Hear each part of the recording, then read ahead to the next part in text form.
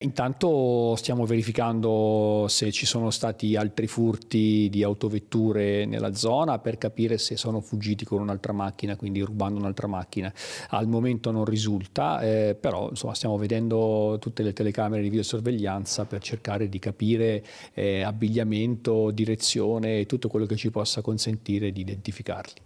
È caccia aperta ai due uomini che sulla strada provinciale 34 hanno creato il panico, fuggendo ai carabinieri dopo aver provocato un incidente. Sono circa le 8 della sera quando tra Salgareda e Ponte di Piave viene individuata un'auto sospetta, una Ford Focus blu. È arrivato un alert di questa autovettura che era già stata segnalata come appartenente a soggetti che erano dediti appunto a reati predatori e i carabinieri l'hanno intercettata perché chiaramente abbiamo la collocazione targa system e è iniziato un breve inseguimento che poi ha portato i ragazzi che erano alla guida di questa autovettura sospetta a centrare in pieno un frontale, una macchina che proveniva dalla parte opposta. Nell'auto c'è un ignaro 42enne residente a San Donà di Piave che resta ferito, fortunatamente non in maniera grave. Pochi attimi e i due occupanti della Ford Focus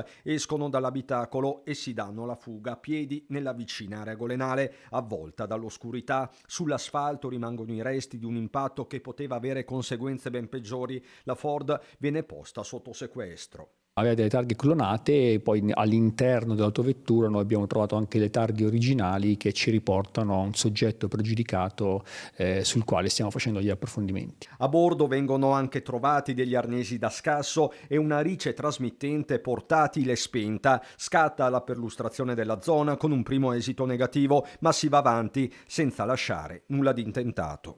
Sul territorio, quando questi soggetti vengono intercettati, vuol dire che la prevenzione funziona. E sicuramente queste persone non si fermano all'ALT e quindi la conseguenza è quella per forza delle forze di polizia di ingaggiare un inseguimento per cercare di fermare questi soggetti che, come dico, delinquono sul territorio e quindi creano allarme sociale.